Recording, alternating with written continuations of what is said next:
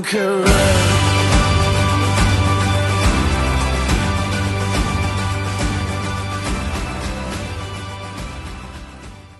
¿Por qué hacer tanto hincapié en este capítulo 12?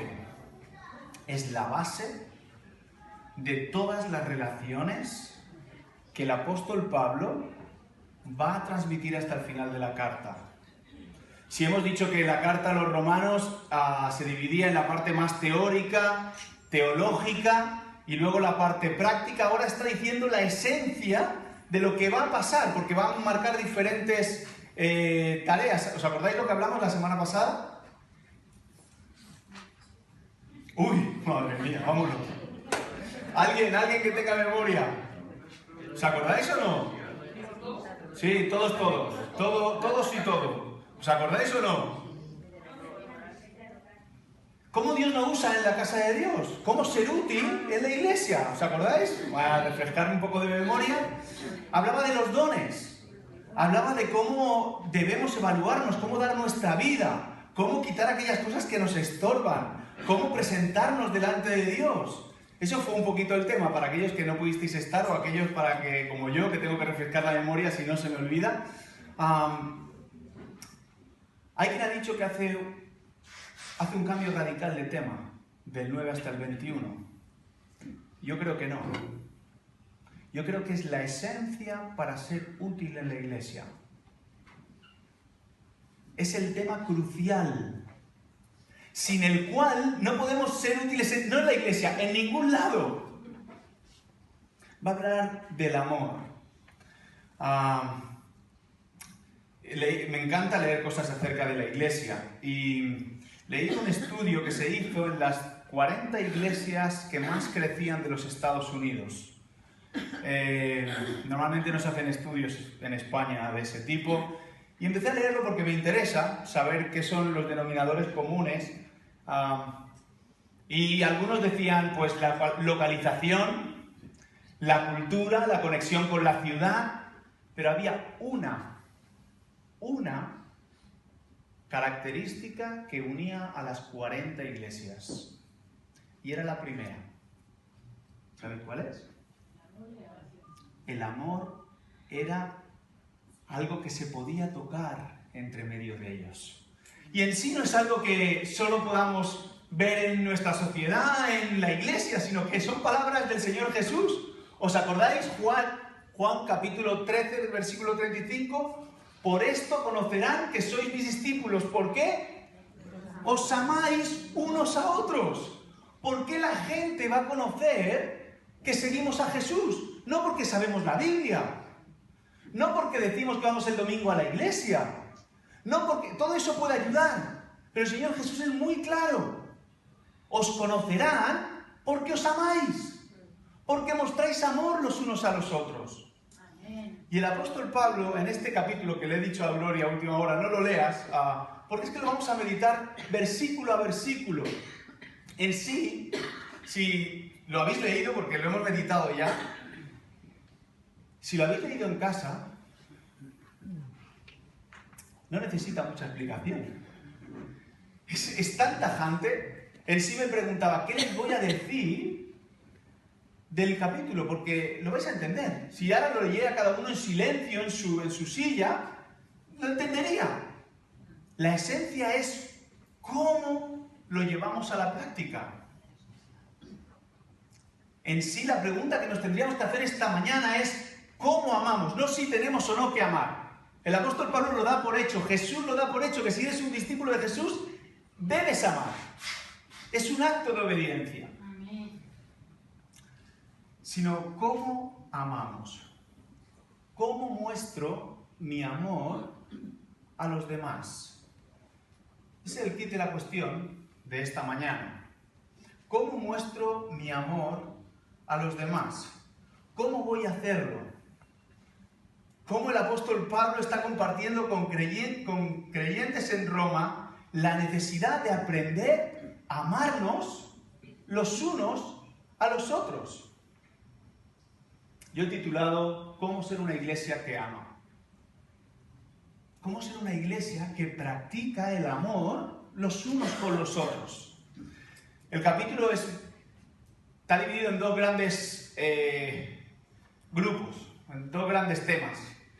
Del versículo 9 al 16 habla de cómo debemos amarnos en la familia de Dios. Está combinando constantemente el unos a los otros. Y sabéis que Pablo se dirige a la iglesia en Roma. Pero a partir del versículo 17 es como que da un paso más incluso. No es que quite a los de la iglesia, sino que añade a todos aquellos que no son iglesia. Y que además nos hacen más daño todavía. Así que hay dos retos en esta mañana a la hora de amar. Amarnos a aquellos que pertenecen a nuestra familia en la fe, y aquellos que pueden pertenecer o no pertenecen, pero que nos hacen realmente mucho daño. Que realmente es muy difícil amar. Que no nos sale para nada mostrar amor. Ese es el desafío que Pablo plantea a la iglesia en Roma, porque va a empezar a tratar temas dentro de la iglesia, fuera de la iglesia, todo el capítulo 13. Gente que son nuestras autoridades, y va a decir, si no mostráis amor, ¿cómo vais a decir que sois mis discípulos? ¿Cómo vais a decir que me amáis? ¿Cómo decís que me seguís? ¿Qué decís que levantas la mano? ¿Qué es eso? ¿A cómo puedo mostrar amor? Muy rápido, voy a ir muy rápido porque quiero tocarlos todos. Es un desafío. Versículo 9, primer paso. Dice literalmente, el amor debe ser sincero, sin fingimiento, genuino. Dejad de decirlo, sin máscaras. Debemos mostrar amor sincero. Muchas veces hemos contado desde aquí qué significa sincero, y es que se ponía cera a los errores de las estatuas, de las figuras. Y cuando se calentaba, se pasaba por el fuego, ¿qué pasaba? Que la cera se caía y se veía el error, el fallo, la grieta.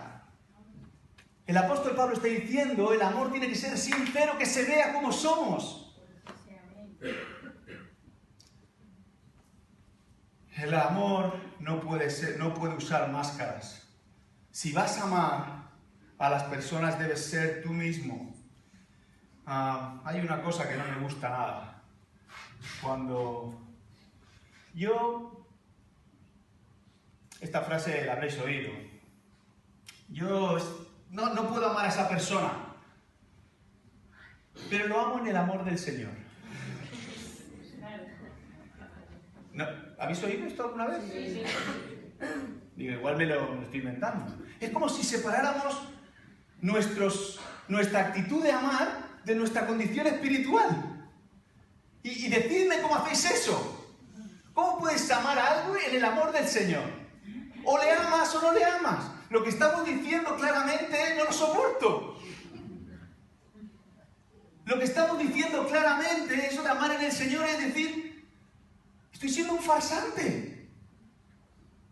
Y lo que está diciendo el apóstol Pablo, la palabra que se utiliza ahí es hipocresía. Es lo que utilizaban los griegos para cambiar de máscaras en las obras de teatro. Y primero hacían un actor, se cambiaban la máscara y hacían otro. Y dice el apóstol Pablo. El apóstol Pablo está intentando decir que el amor tiene que ser sincero, sin máscaras, tienes que ser tú mismo.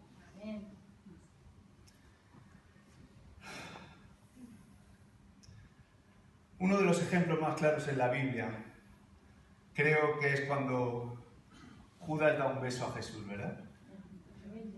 ¡Ah! ¡Qué duro!, ¿verdad? Pero es un discípulo suyo mostrando un acto de amor, pero traicionándolo, llevándolo a la cruz. Es hipocresía, no es sinceridad. ¿Por qué no amamos genuinamente? ¿Por qué no amamos sinceramente? Creo que muchas veces es porque nos da miedo amar. Si somos sinceros, nos da miedo afrontar la verdad. Creo que muchas veces tenemos miedo a contar la verdad. Y entonces cogemos un montón, intentamos coger atajos. Nos cuesta exponer cómo realmente somos. Pero sabéis, la hipocresía es el fruto de la manera equivocada, porque creemos que precisamos que Dios no nos transforme. Porque nos presentamos a Dios de una manera que no somos. Y queremos que los demás aprueben esa manera. El amor es genuino. ¿Y cómo se comporta ese amor honesto? ¿Cómo se comporta ese amor sincero? Fijaos el final del versículo 9. Aborrece el mal y acércate al bien. ¡Qué sencillo! O sea, el amor que es honesto, que es sincero, aparta el mal y se acerca al bien. Y dirás, bueno, a ver, ¿cómo podemos aborrecer el mal? ¿Qué quiere decir? ¿Que no nos podemos juntar con personas que hagan el mal? ¿Nos tenemos que ir a un monasterio? ¿Nos tenemos que encerrar? ¿Nos tenemos que salir de nosotros mismos? No está hablando de personas. Está hablando del mal, de actitudes, de cosas malas. Aborrece el mal y se acerca al bien. La palabra aborrecer en este versículo literalmente es alejarse del mal. Aléjate del mal. ¿Sabéis? El mal hiere a las personas, las destruye, las daña, nos daña, nos hace realmente daño. El amor genuino tiene límites. No creemos que amar a todo es no poner límites. Dejadme solo leerlo. Proverbios capítulo 6, versículos 16 y 19. Lo habréis leído muchas veces. Salomón dice, hay seis cosas.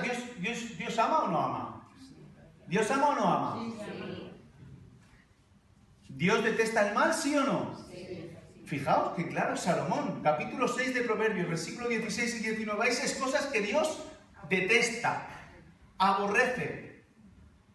Y 7 las que son detestables. Los ojos que se enaltecen, la lengua que miente, las manos que derraman sangre inocente, el corazón que maquina planes perversos, los pies que corren hacia lo malo, el falso testigo que esparce mentiras y el que siembra discordia entre los hermanos. ¿Queremos ser una iglesia que ama?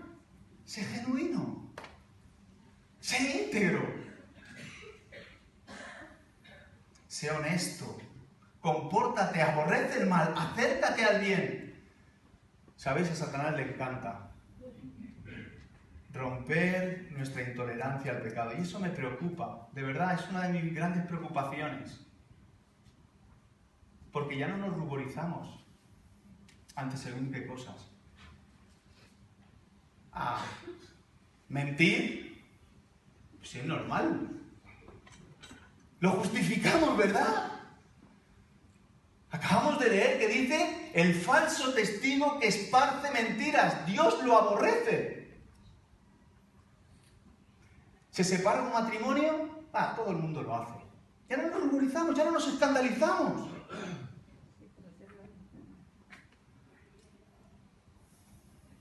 Dicen palabras soeces. Yo me incomoda tanto oír un taco, como diríamos hoy. Es que me entra, me suena mal. ¿Cómo puede una lengua que dice que sigue a Dios y a Jesús? Yo no veo a Jesús nunca decir una palabra soez. En ningún momento en la Biblia se le... No nos ruboriza. Esa es la labor de Satanás en medio de su pueblo. Parecer que hacer lo malo está bien, que no nos afecte. Pero si queremos ser una iglesia que ama, debemos rechazar el pecado. Y sé que es muy difícil sin rechazar al pecador. Acercarnos al bien, apartándonos del mal. Ese es el amor genuino. Ese es el amor honesto. Segundo, cuida de las necesidades de otro. Versículo 10. Segundo paso. Amaos unos a otros con amor fraternal. Voy a ir muy rápido porque esto es de lo que más se habló la vez anterior, en el capítulo 9. Pero es muy claro el apóstol Pablo. Está hablando del amor en la familia. Si queremos ser una iglesia que ama, necesitamos cuidar de las necesidades de los demás. Y eso es la habilidad de vivir cerca de los demás con mutuo respeto. Pero a veces lo dejamos ahí, en respeto. Tú me respetas, yo te respeto. Pero el amor fraternal no es solo eso, ¿eh? El amor fraternal es el amor de un padre hacia un hijo. Es el amor de un padre que se da por su hijo. Ese es el amor fraternal. El amor se entrega. Se da por completo. Respetándose. Honrándose. Es la mutua honra. En sí es poner al otro por encima tuyo. Papás, ¿cuántas veces has sufrido tú por amor a tu hijo? Hijos, a veces nos cuesta más reconocerlo, pero ¿cuántas veces hemos visto que nuestro padre ha bajado para ponernos a nosotros arriba? Ese es el amor fraternal, el que honra al otro por encima de uno mismo. Preferíos los unos a los otros en honor, dice otra versión. Es el amor que honra a los demás. Esa es la forma correcta de tratarnos. Qué fácil nos es entrar en la disputa, ¿verdad? Qué fácil nos es decir, bueno, ella ha llegado donde está gracias a mí. Esta persona, esto ha sido gracias a... Honra, prefiere a los otros. El amor de familia. Es una familia que honra cada uno de sus miembros. Fijaos, ¿os acordáis el capítulo 13 de Primera de Corintios? El amor no deshonra a los demás. Dice, no actúa indebidamente. En sí, literalmente, dice, no hace nada indebido. Pone a los otros en la forma correcta. Si queremos ser una iglesia que ama, debemos cuidar de las necesidades de los demás. Y para eso necesitamos alzar nuestra mirada, estar atentos a las necesidades. ¿Sabéis? El amor es sencillo, es sensible con los demás, porque deseamos lo mejor del otro, por encima incluso que el nuestro. Y eso es contracultural. Aprendamos a ser sensibles, aún y los factores culturales, personales, prefiriendo a los demás por encima nuestro. Otro paso. Versículo 11. Nunca os retraséis en mostrar entusiasmo. Sed radiantes en el espíritu, sirviendo al Señor. Lo he titulado Contagiad a otros con entusiasmo. Una iglesia que ama tiene que contagiar ese entusiasmo. Tiene que ser una... Tuve la oportunidad, tuvimos la oportunidad, Mike y yo, de ir a una iglesia que estuvimos en Irlanda, cuando estuvimos viviendo allí. Estábamos esta semana allí para tener unas reuniones con proyectos de aquí y tuvimos la oportunidad de visitar la iglesia en la que nos congregamos durante 9 meses allí. Y la persona que nos llevó me decía, Dani, tienes que ver el entusiasmo que están viviendo, porque han decidido conquistar Belfast. Han querido comunicar a Cristo allí donde estén. Y estábamos allí un viernes por la noche, rodeados de no sé cuántos jóvenes allí, había muchísimos. Y salimos de donde estaban jugando con los niños, íbamos hacia el pasillo, y se paró una chica de 14, 16 años. Te presento a... no me acuerdo el nombre. Tienes que decirles algo a esta pareja. Vienen de España. ¿Sabéis lo que nos dijo aquella chica? Lo iba a decir en inglés porque no me acuerdo. Tengo tantos años, acabo de conocer a Jesús. Soy una persona nueva. Mi familia no me apoya. pero sigo adelante con Cristo. Así sea. Esa fue su frase. Nada, 40 segundos. ¿Sabéis lo que contagió en mí? Entusiasmo. Tenía ganas. Era lo más importante que le había pasado en toda su vida corta, de 16 años. Entusiasmo. Aquellos que amamos debemos contagiar el entusiasmo. Así sea, amén. Dice, nunca os retraséis en mostrar entusiasmo. Conozco muchos cristianos, muchas personas que siguen a Jesús que... ¿Os imagináis una pareja que se acaba de casar y no muestra ninguna pasión? No muestra ningún entusiasmo. Ay, ¿dónde me he metido? Yo no conozco a ninguna. Puede que con los años eso pase, pero cuando... No, están encantadísimos. Empieza una aventura nueva.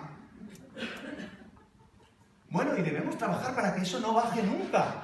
Pero eso pasa en nuestra relación con Dios. Si queremos ser una iglesia que ama, debemos contagiar a otros el entusiasmo. Y sabéis, el entusiasmo viene de estar con Dios. Lo dice claramente. Ser radiantes en el Espíritu, sirviendo al Señor. Lo hablamos claramente. ¿Cuántas veces? El servir no lo hacemos para nosotros mismos, pero nos transmite un gozo.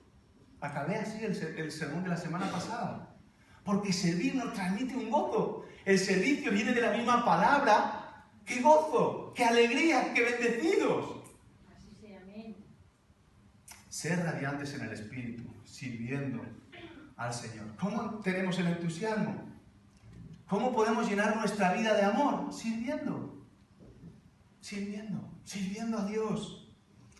Cuenta, ahora que falleció Billy Graham, y cogía este ejemplo por eso, pero su cuñado tuvo la oportunidad de entrevistarse con la Madre Teresa de Calcuta. Y cuenta en una de sus historias que estando con ella allí, en medio de la parte más pobre de Calcuta, donde había muertos en las calles, donde ella llevaba su ministerio, el cuñado de Billy Graham le pregunta, ¿cómo puedes llevar los años que llevas aquí sirviendo a Dios con tanto entusiasmo?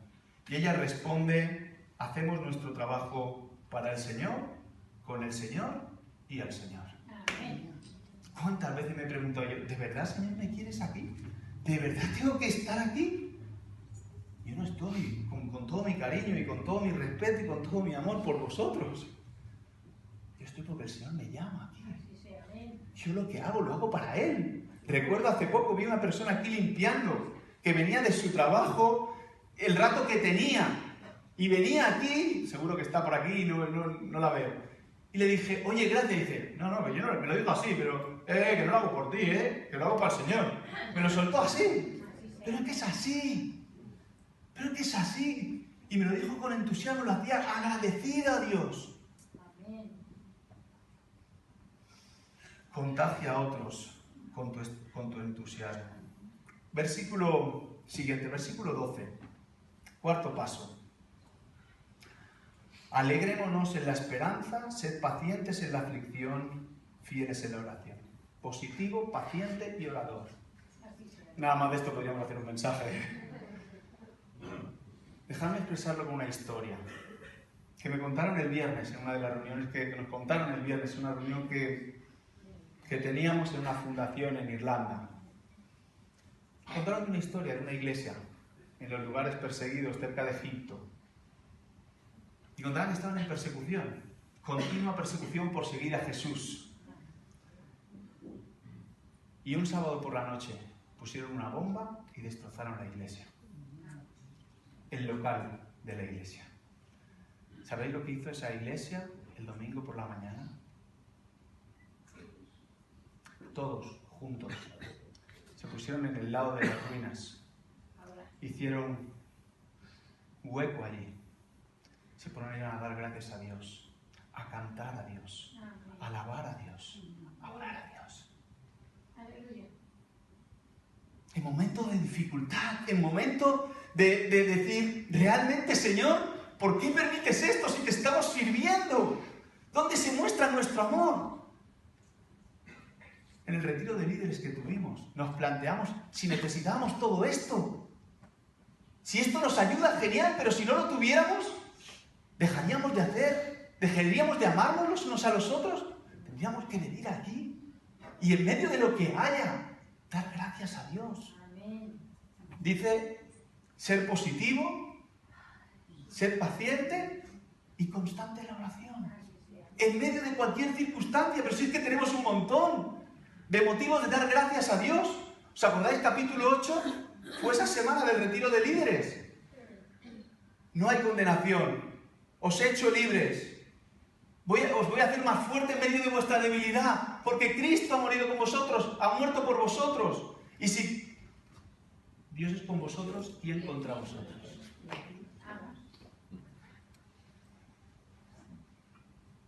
¿Podemos estar negativos? ¡Sé positivo! Hay un montón de cosas por delante.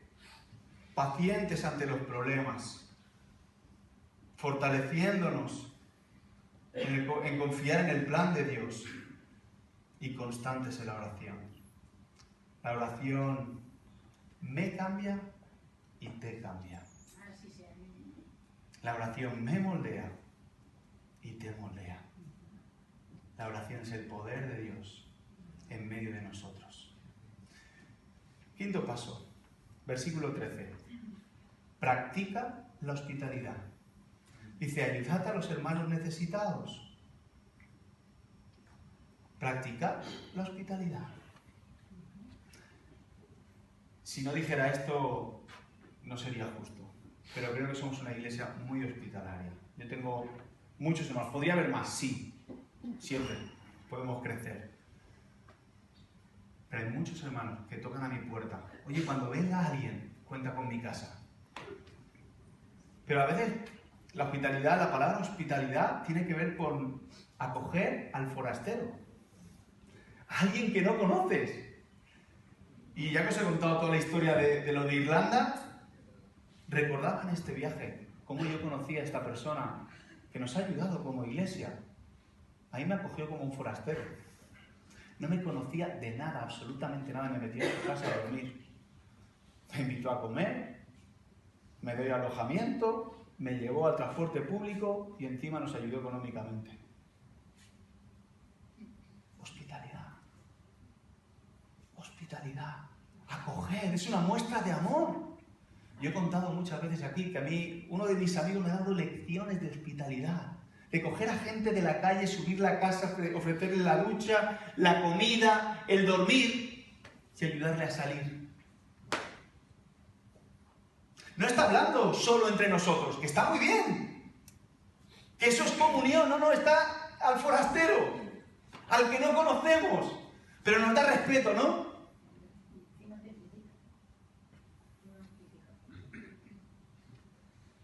Nos da reparo, a ver, ¿y qué me hará? ¿Y qué? En la sociedad en que vivimos,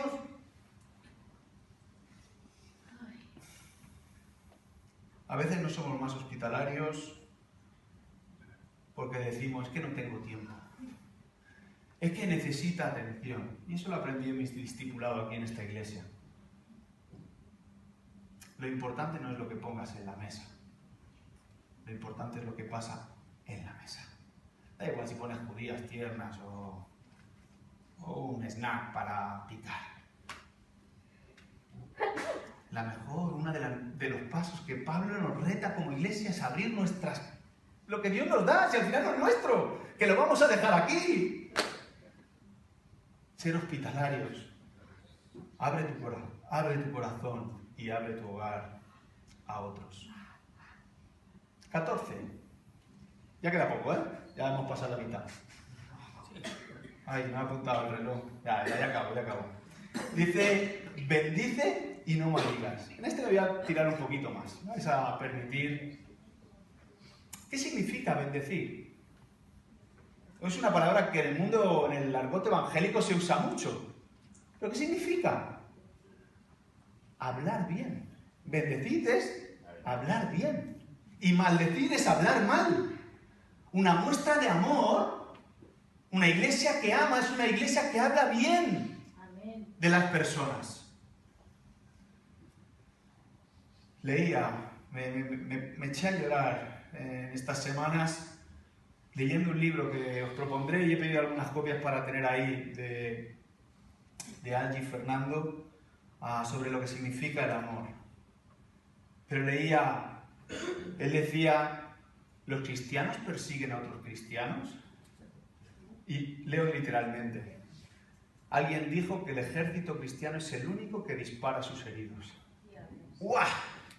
Hay que tragar saliva, ¿eh? Lo repito. Alguien dijo que el ejército cristiano, es decir, los cristianos, es el único que dispara a sus propios heridos. Es decir, nos hacemos daño entre nosotros mismos. Y más aún, él desarrolla eso y dice, somos expertos en que cuando hay una persona herida lo sacamos. En vez de traerlo a la cruz, en vez de traerlo donde puede ser cuidado, en vez de traerlo al hospital, lo sacamos. Vete de aquí, vete, que molestas. ¿Hablamos bien o hablamos mal? ¿Bendecimos o maldecimos?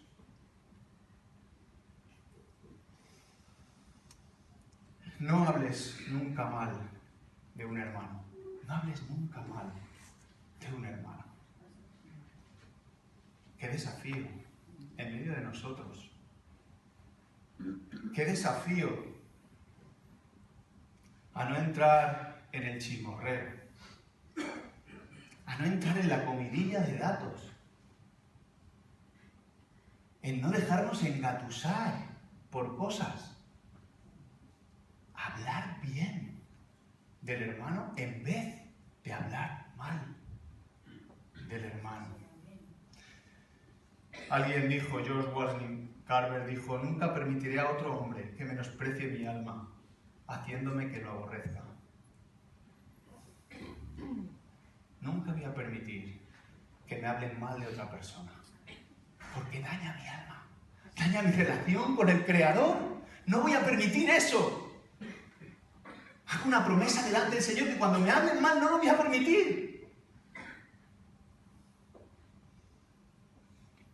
¿Sabéis? Yo no puedo elegir tu respuesta hacia mí. No puedo elegirla. Pero sí puedo elegir mi respuesta hacia ti. No puedo controlar lo que tú dices de mí. No puedo. Me volvería loco. Pero sí puedo controlar lo que yo digo de ti. Y esa es tu responsabilidad. Y esa es mi responsabilidad. Yo no puedo controlar lo que vosotros vais a decir de mí, de Aurori, de Pera, de Antonio, de Juan, de... No podemos controlar lo que los demás van a decir de nosotros. Pero sí puedo controlar lo que yo digo de los demás. Y esa es mi responsabilidad. Esa es mi muestra de amor para con los demás. Y dirás, pero ¿de verdad se puede decir cosas buenas de las personas? Normalmente no lo pensamos en alguien que nos cae bien. Yo hablar bien de mi mujer me es muy fácil. Hablar bien de la gente que me cae bien, me he chupado. Hay algunas que necesito más imaginación, ¿verdad? Necesito buscar. Encontraba en la carta a los Corintios, el apóstol Pablo, ¿sabéis? Que se ha dicho que la primera carta a los Corintios, Pablo aterriza allí en medio del barajuste en todas las áreas de la iglesia. Fijaos lo que dice Pablo, cómo presenta la carta. Solamente agradezco a Dios que ha mostrado su gracia en vosotros. Podía haber dicho, sois unos... Pero no lo dice. Agradezco a Dios que ha mostrado su gracia en vosotros. Dios os ama. Y si Dios muestra su gracia con vosotros, yo también la muestro. Bendecid y no maldigáis. Bendecid y no maldigáis. Di bien de las personas y no digas mal. 7. Comprende los sentimientos de otros. Fijaos, alegraos con los que están alegres y llorad con los que lloran. Y diréis, es súper fácil. Ja, ja. Permíteme esa... ¿Te alegras? ¿Te has alegrado del sufrimiento de otros? Sé sincero. Que se lo merecía. Es que veía que iba a pasar. Ay, ¿Te has alegrado de que a otros les ha ido mal? Eso no es llorar con los que lloran, ¿eh? Eso es reírte de los que lloran. El apóstol Pablo está diciendo, empatiza. Ponte las sandalias del que está ahí. ¿Le has quitado importancia? Igual demasiado, igual de antes, hombre, reírme o gozarme del... Bueno, yo lo he vivido, ¿eh? Yo lo he vivido y no hace mucho.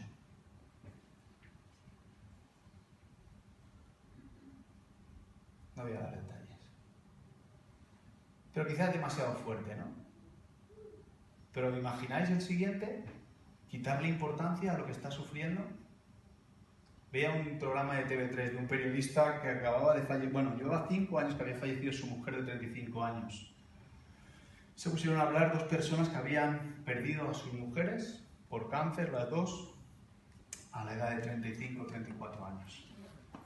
Y uno de ellos decía, me dieron ganas de dar un puñetazo a la persona que me dijo, puedes empezar de nuevo. Pero, ¿qué carajo voy a empezar de nuevo? Esa mujer la amaba, la amo. Cuando le quitan importancia, ¿cómo me estoy sintiendo yo? ay, No puedo tener un bebé. Soy una mamá que no puedo tener un bebé. Bueno, pues inténtalo. ¿Empatizamos con el sufrimiento de otra persona? Parece que a veces tengamos la varita mágica. No, está sufriendo a su manera, con su proceso. Llorar con los que lloran. Ah, y alegrarse con los que se alegran. Se compra uno un coche y no entra la envidia. Algo habrá hecho. Uy, fíjate el coche que se ha comprado. Es que alegrarnos de que el Señor lo ha bendecido. Y que reconozca que es del Señor y que lo pueden usar, y sobre todo el pastor. ¿Entendéis?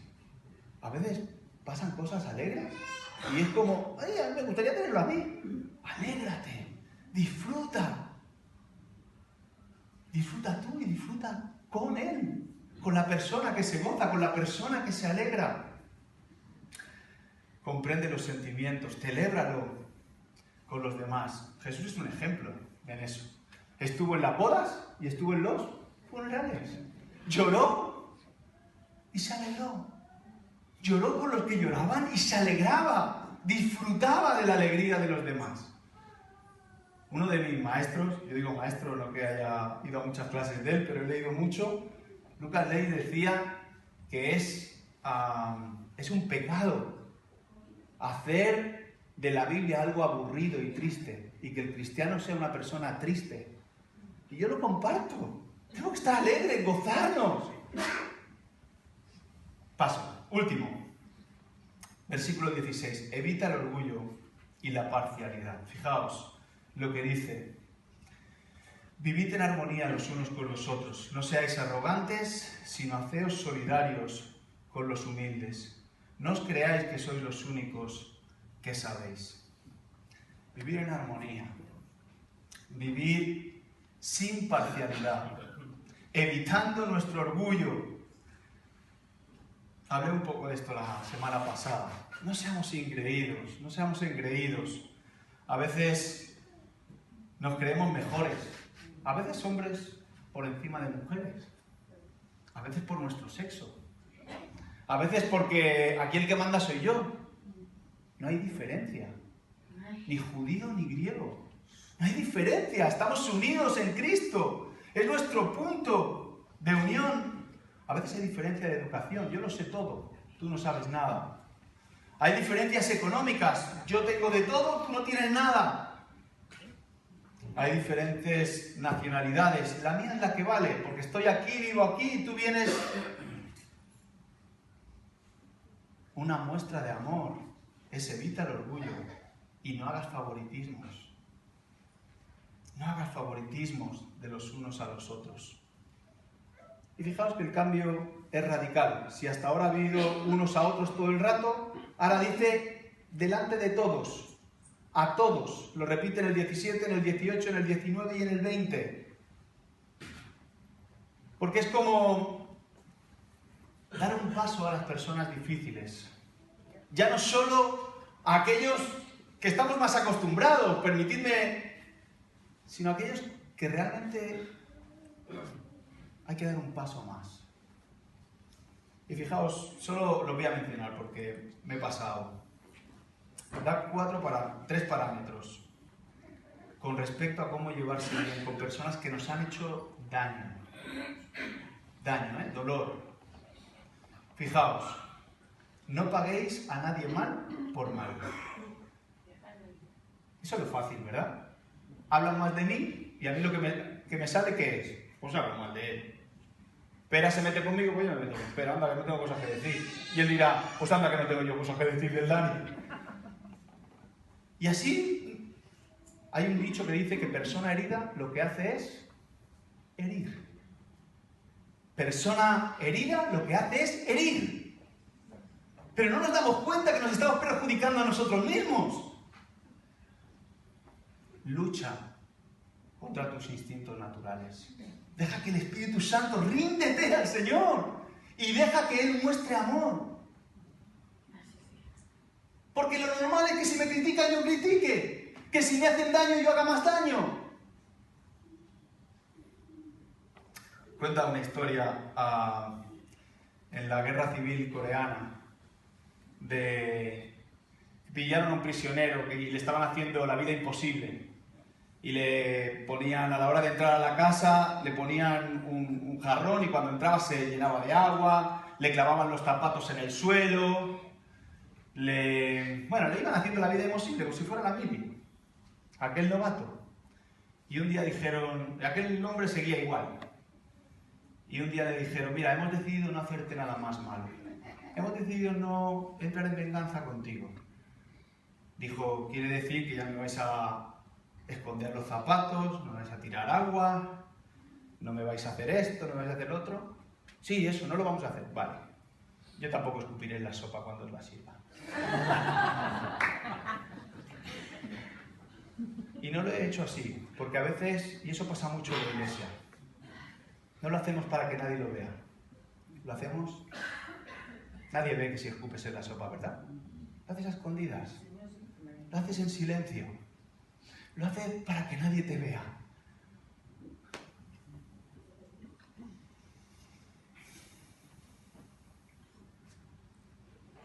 Contraataca tus instintos naturales. Lucha contra tus instintos naturales. No tomes la venganza. Reconozco delante del Señor que para mí a veces es, ahora tengo yo la sartén por el mango. Y aprendo de muchos de vosotros que dicen, vamos a esperar al Señor. El Señor pondrá las cosas en su sitio. Hablábamos el otro día, ¿no? De la mano que entra y sale de la jarra y al final todo encuentra estabilidad. Dejemos la venganza al Señor. Dejemos que Él vindique a lo justo. Dejemos que Él ponga las cosas en su sitio. No te vengues. Dice el siguiente versículo 19. No os venguéis, hermanos míos. Dejad las cosas, pero nos cuesta dejar las cosas en manos del Señor porque lo queremos ya. Y por último, no venzas con el mal. No venzas con el mal, sino vence el mal con el bien. Déjame decirlo de otra manera. Si quieres deshacerte de tu enemigo, hazle tu amigo. Si quieres deshacerte de tu enemigo, hazle tu amigo. Y déjame acabar con una historia que me emocionó esta semana. Le he contado, no sé si esta concretamente, pero sí de esta mujer alemana, Corrie ten Boom. Cuenta la historia. Sabéis que ella sufrió en la Segunda Guerra Mundial, junto con su familia, fue llevada a los centros de exterminio nazi. Su hermana salió, su padre salió, murió a las pocas semanas de haber salido del centro de exterminación, pero su hermana murió dentro. Ella, por un error administrativo, la dejaron salir y se salvó por eso.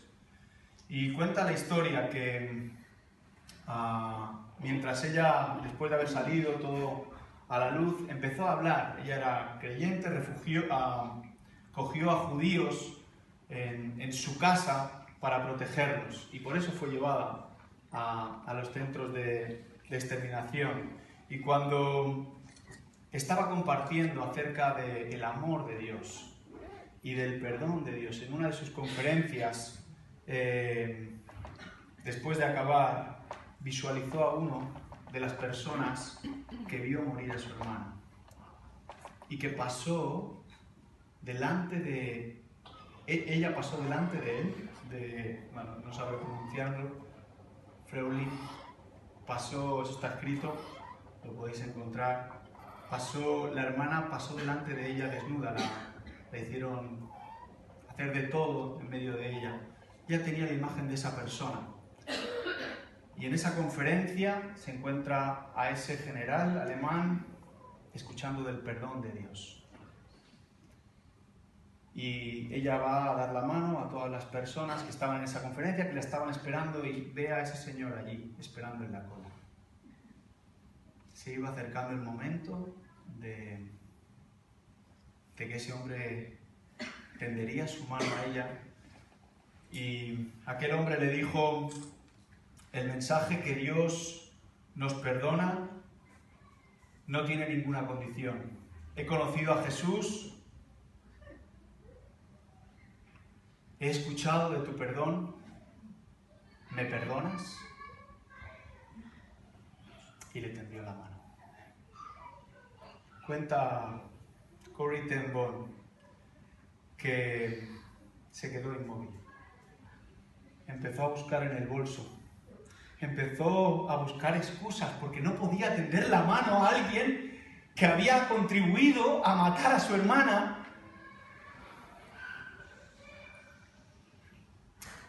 Cuenta que no podía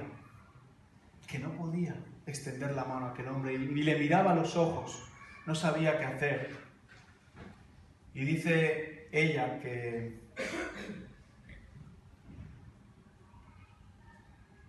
sabía que Dios la había perdonado, sabía que Dios le enseñaba a ella a perdonarlo, pero sin embargo su mano no la podía mover. Y recordó que el amor no es un sentimiento, sino una voluntad. Dice que milésimas de segundo le pidió al Señor: ayúdame a levantar mi mano. Cuenta la historia que levantó su mano. Dice, lo que pasó allí fue mágico. Nos dimos la mano, nos abrazamos, y un escalofrío pasó por mi cuerpo, porque mostré el amor de Dios. Yo no podía perdonarlo, yo no podía, pero era un acto de voluntad el amar a esa persona.